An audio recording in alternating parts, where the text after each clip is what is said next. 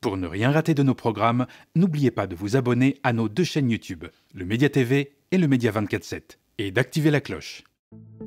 Les catastrophes naturelles et la crise climatique dans son ensemble exacerbent toutes les luttes sociales.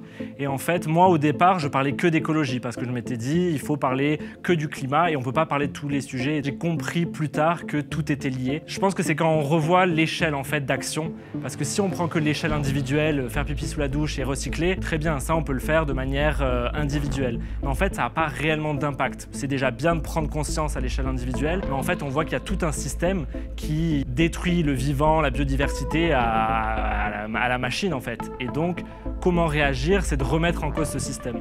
Donc, on ne peut pas parler d'écologie si on ne parle pas de ce système capitaliste qui écrase tout.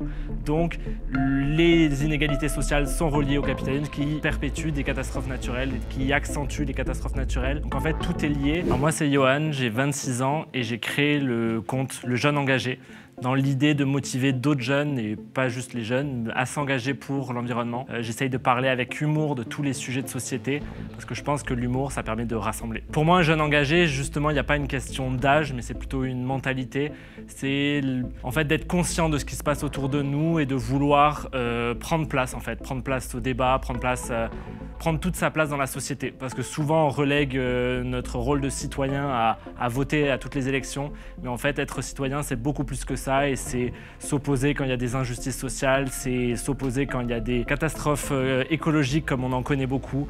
C'est vraiment prendre part à la société et rentrer dans le débat. C'est pas toujours évident de réagir face à toutes les actualités qu'on a, que ce soit l'élection de Trump aux États-Unis ou la montée de l'extrême droite un peu partout, notamment en France. C'est assez flippant, on va le dire, et on peut vraiment s'inquiéter de ce qui est en train de se passer. Moi, c'est vrai que utiliser l'humour, ça m'a permis de continuer en fait à m'engager au quotidien, parce qu'en utilisant l'humour, j'arrive à pas relativiser, parce qu'il ne faut pas relativiser ce qui se passe, mais le format me permet de prendre un pas de recul, je pense, sur ce qui se passe, et ça me permet aussi de fédérer un grand nombre de personnes sur les réseaux sociaux. Et plus je vois qu'il y a du monde qui réagisse et du monde qui s'engage à mes côtés, plus ça me donne en fait de l'énergie pour continuer. L'éco-anxiété, c'est quelque chose d'assez perturbant parce que ça peut démobiliser. Des fois, face à la situation, on se dit il n'y a rien à faire, et en fait, moi, j'essaye d'utiliser l'éco-anxiété comme un moteur en fait. Je me dis il y a tellement de choses à faire. Et c'est justement dans l'engagement et quand on se mobilise que déjà on voit qu'il y a plein de personnes qui s'engagent autour de nous, que bon, on est proche du précipice, mais on peut encore faire demi-tour. Et je pense qu'un des moyens de survivre là-dedans, c'est aussi de prendre un pas de recul et de montrer qu'on n'est pas tout seul, de ne pas porter toute la responsabilité sur ses épaules, mais de voir qu'on est plein à s'engager et que des fois c'est aussi ok de déconnecter, ça permet de revenir avec encore plus d'énergie.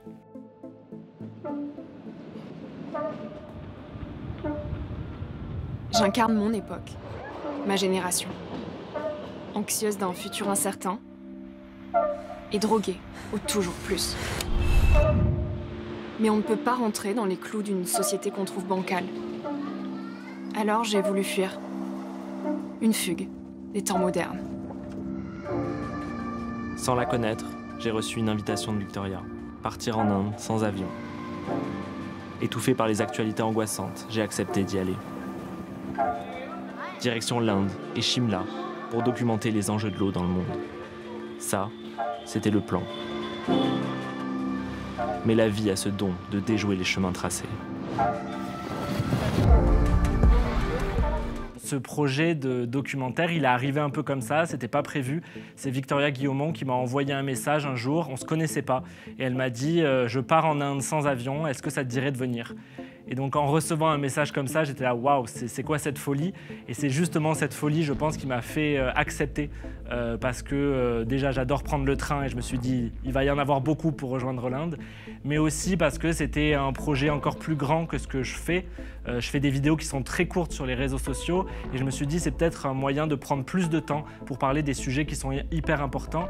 Et aussi de relier, comme on l'a dit, les sujets sociétaux, des sujets écologiques et d'en faire un ensemble. Déjà, on est parti avec l'idée de voyager lentement, donc prendre des trains et essayer de questionner le fait de notre rapport au voyage qui aujourd'hui est fait en utilisant des avions à tout va, mais avec un sujet qui était central, c'était la question de l'eau. Parce que dans chaque pays qu'on a traversé, on en a traversé 19, chaque pays est confronté de loin ou de proche à des manques d'eau et des pénuries d'eau, notamment au Moyen-Orient et en Inde. Mais en fait, petit à petit, ce film il s'est aussi raconté tout seul, parce qu'on a vu que la question du film n'était pas que la question de l'eau et la question très concrète du dérèglement climatique, mais aussi de pourquoi rien ne bouge, parce que les solutions, ça fait longtemps qu'on les a. Et donc en fait, on a aussi compris que ce voyage, c'était un peu un voyage initiatique, de comprendre pourquoi réellement on s'engage aujourd'hui avec Victoria, pourquoi on a envie de faire avancer les choses et pourquoi on a envie de protéger la planète sur laquelle on est. Et je pense que d'avoir fait autant de rencontres pendant le voyage, on a vraiment compris que déjà, c'est pas la planète qu'on protège, mais c'est les habitants qui sont dessus et tout le vivant dans son ensemble. Et donc ça nous a vraiment permis de comprendre pourquoi on était parti si loin pour parler de la question de l'eau. La question de l'eau, c'est vraiment une question très vaste parce que justement, ça touche aussi toutes les questions. Pendant le film, on l'a vu, ça touche la question de genre, parce que par exemple, les femmes sont beaucoup plus touchées par la question de l'eau parce qu'elles ont la charge et la responsabilité des foyers. Donc quand il y a de moins en moins d'eau, leur charge s'alourdit. Le point le plus important, c'est de respecter la nature en fait. Respecter dans la nature, c'est justement de revoir notre manière de pratiquer l'agriculture qui est très consommatrice en eau, de revoir notre alimentation qui est aussi très gourmande en eau. On est allé jusqu'en Inde pour voir les mangroves, le pouvoir des mangroves sur les populations qui permet de les protéger. Donc en fait, c'est de restaurer tout ce qu'on a détruit en fait. Et ça participera déjà dans un premier temps à préserver l'eau. Mais c'est toute notre consommation dans l'ensemble. On a traversé des villes comme Dubaï et on voit que l'eau n'est pas un sujet pour l'instant, mais ça le sera parce qu'il y a vraiment des grosses problématiques en eau. Donc déjà de réduire notre consommation, de parler de sobriété.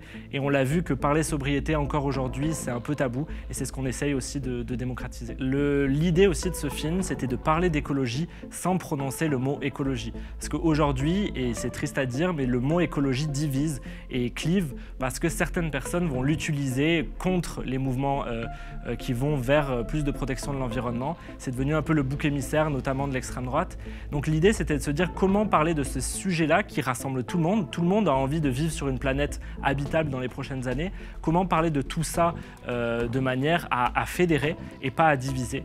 Et en fait, on a compris que c'était de revenir à des valeurs très fondamentales et notamment cette question d'émerveillement. Et l'idée, c'est de réapprendre en fait à s'émerveiller sur ce qui nous entoure. On est un peu dans nos quotidiens, un peu tous effrénés et on oublie en fait de voir les merveilles qui nous entourent, notamment quand on voyage et quand on visite des lieux et des milieux naturels. L'idée, c'est de réapprendre à s'émerveiller parce qu'on dit que quand on s'émerveille, on a plus envie de le protéger derrière. Donc il y a vraiment des valeurs très simples et ça peut paraître niais un peu dit comme ça, mais on pense que c'est des valeurs de base qui peuvent nous aider dans une période qui est très tendue et dans une période où beaucoup essayent de nous diviser.